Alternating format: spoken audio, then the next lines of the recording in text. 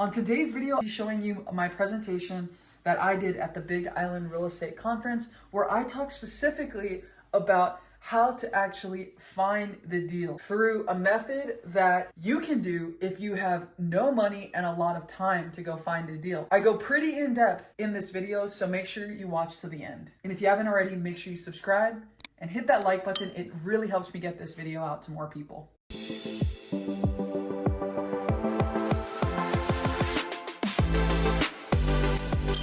How's it going, everybody? My name is Stacy Johnson, and I'm thankful that Raquel went over more of an overview because I'm gonna pretty much dive deep into how to actually find the deal. So she had just find the deal. We're gonna go pretty deep into it. What are we gonna learn today? So today we're gonna talk about how somebody who has not a lot of money but has a lot of time can really get started in real estate investing through what's called driving for dollars. We're gonna learn how to identify potential investments and some tools for efficiency, and then we're gonna go over the sales of cold calling, how to actually talk to these homeowners, what to say to them, and just some common objections that you come across. So a little bit about myself. In 2019, I bought my first little mobile home in Southern California. My first 3 deals was from driving for dollars. I was working a full-time job as a construction engineer in California and probably working about 80 hours a week. I really had no time to work on it during the week, and I wanted to do this like flipping thing on the side. What is flipping houses on the side? It's really like the second full-time job. And so I was living in LA at the time, and every weekend I got an Airbnb in a separate neighborhood that was 2 to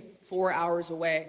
And I would drive at 5 o'clock in the morning on Saturday until 8 p.m. at night on Sunday. Every weekend, just trying to find deals. I did this every weekend, and 3 months later, I was finally able to find my first deal. So this top left-hand corner and the left side, that's that first mobile home that I bought. I did a lot of the work myself. I was telling this guy that I was working with on the field about what I was doing, and he's like, dude, let me come to your property and I'll show you how to do everything. Because I was working in commercial construction, so residential, I didn't really know anything about it, and it was nice to have somebody help me out. And so he really helped me do that project. And then after I sold that one, I ended up doing the second one, which is that one on the right there. And these are super basic projects. We were buying them anywhere from $5,000 to $15,000 and selling them for 20 to 50K. And so I want to start with this quote. It is not the critic who counts, not the man who points out how the strong man stumbles or where the doer of deeds could have done them better.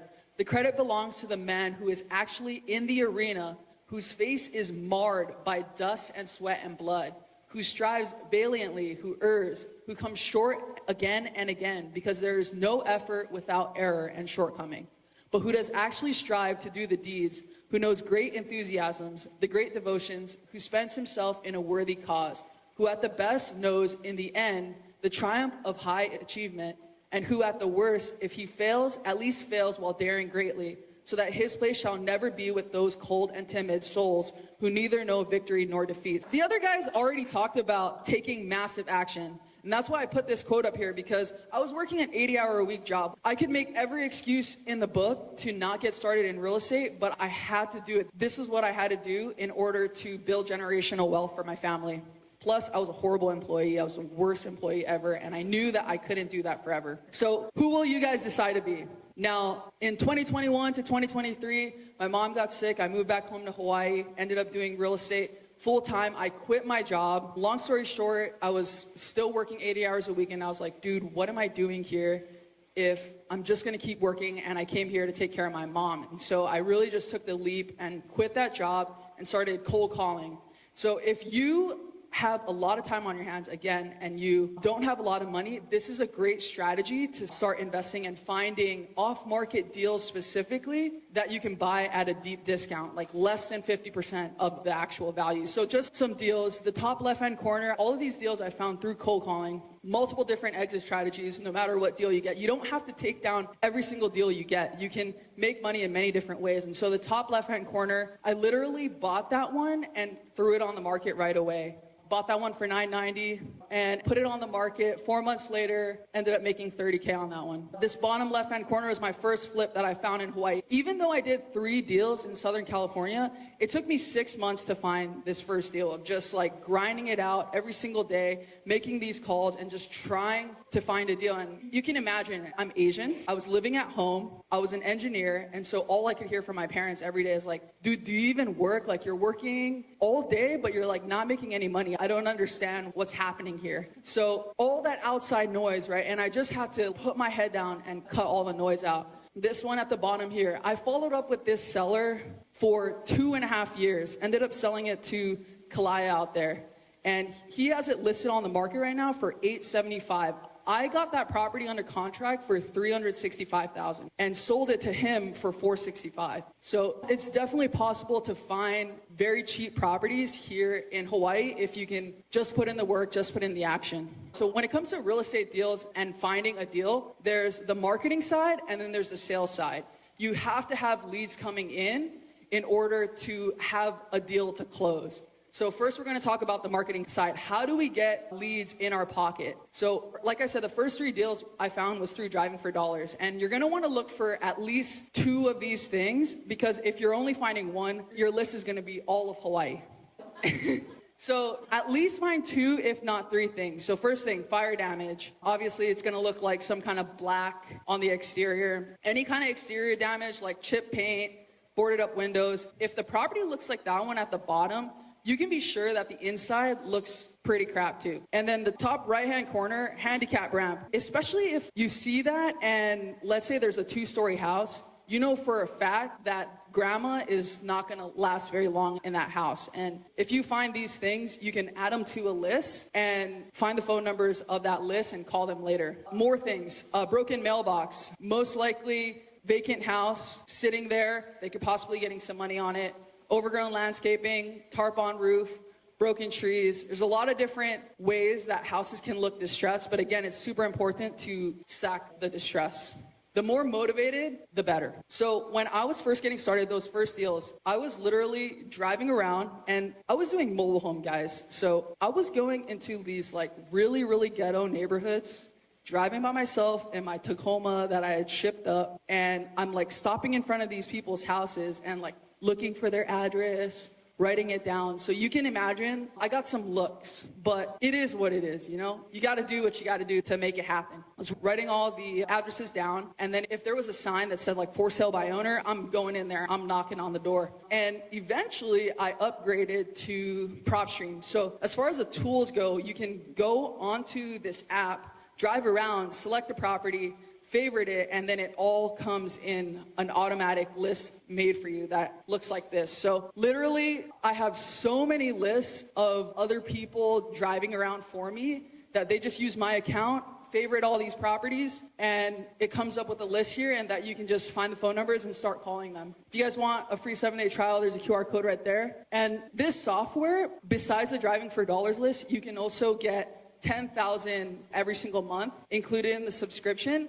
So this will give you a volume of properties to call, just some lists that you can pull. Obviously, you got like divorce, probate, pre-foreclosure, any kind of motivation that you can find. It's best to try to what we call stack them. So they can't just have one motivation. And we were just talking about this. I love you agents. Please don't take offense to this, but these agents will write motivated in the remarks. We call them and they're not even motivated. So you have to have multiple levels of motivation. That one, we made $100,000 on the wholesale. Just to tell you the story, they were going through a divorce. Wife was the only one on the mortgage. And when I got to her house, she was begging me to take this property for what was owed on the property. And so on top of that, because wife was the only one on the mortgage, once husband moved in and stopped paying the mortgage, now they're in foreclosure and only going after the wife. So in order to get such a steep discount, there had to be multiple levels of motivation on that, and that's what you're looking for. Okay, so now that we covered the marketing side, you got leads coming in. Now we're gonna talk about the sales side. Now, as far as this photo goes, the reason why there are different sizes is because the biggest pictures are the most important. So when I'm calling these property owners, there are 4 different things that we need to know from the property owner. Most important is the motivation. Like, I don't even care about the price or the property condition unless I know that they're motivated. Again, you want to stack multiple motivations and spend a lot of time on this point. And I like to tell people that you want to stay on the motivation until you're able to say back to them, it sounds like you are feeling this because this. 3 different emotions that you know that they're feeling because of this scenario, and repeat that back to them. It sounds like you're feeling frustrated because your ex-husband will not get out of the house, he's not paying, and you just want to move on with your life. It sounds like this because of that. And then at the end of that, you say, does it sound like I understand what's going on in your world? And once you're able to be on the same page there, you got them in an emotional state, now you can find out the other things. So timeline, price, and property condition. Timeline is going to tie back into the motivation. If they're not ready to sell in the next 60 days, it's probably not as motivated. At the 90-day point, it's like more of a hot lead that you can be following up with on a consistent basis. But really, if they're not trying to sell like 30, 60 days, it's probably not really too worth it to go on the appointment, in my opinion. Especially if you're like living in Waianae. I know you guys are from the Big Island, but if you're living in Waianae and like the appointment is all the way in Laie and you're sitting in traffic and then at the end they just tell you like, I need to think about it. That's super annoying. So I've had that happen to me, and because of that, like I'm pretty strict on the timeline thing. And then obviously price and property condition. These are things that you should factor in before you go into the appointment. So just some common objections. How did you get my number? That's a great question. We actually use a third-party marketing service who pulls all of the public data in this area because we just bought a property here, and we just wanted to see if you might be interested in selling yours. So are you interested in selling your property? So anytime you get an objection, you always want to answer their objection, but bring them back in line with you to where you're in charge of the conversation by asking a question back to them. If you just answer their objection, I promise you, you're going to like end up in a corner and the seller's just going to bombard you with questions and you're going to feel like, oh my gosh, what did I get myself into? Another common objection, I'm in no rush. I need some time to think. Completely understand. This is a huge decision. What is it that you need to think about that I can address over the phone for you? What would be the deciding factor for you selling? So when you get these objections, guys, just start writing them down. I promise you, after calling your 10,000 people every single month, you're going to have all of the objections coming over and over and over again. So if you can just create like your own little cheat sheet of how to answer these, you'll be in good hands. Now, the number one key to success, especially in this industry, is tracking your numbers. So we call these key performance indicators, and you want to track this daily. So when I was trying to find that first deal here in Hawaii, I was calculating all of these things, number of cold call leads, dials, and typically every day looked like this because I had 6 cold callers calling for me in the Philippines. And it was like, I got 10 leads, 25 dials from me, like I'm doing the follow-up. I'm calling 25 people, 10 people answer. I end up going on 0 appointments, 0 under contract, 0 closed deals. Guys, I called 100,000 people in my first 3 months. I got 0.1% of them to raise their hand and say that they were willing to sell. I think I went on like 3 appointments and I got 0 deals. So it takes a volume, right? These are cold calls. So you have to remember that. Now, where you take this data and now you move over, and once you finally get a deal, you review your KPIs and you say, okay, it took me 100 leads to get 10 appointments, and I finally close on that one deal. And everyone's gonna be different because like for me, I had a huge learning curve. I came from an engineering background who didn't know how to talk on the phones. But now I'm confident enough to talk on the phones and talk to you guys about it today because I've put in the reps. You're gonna have to track your numbers and see what it's gonna be for you.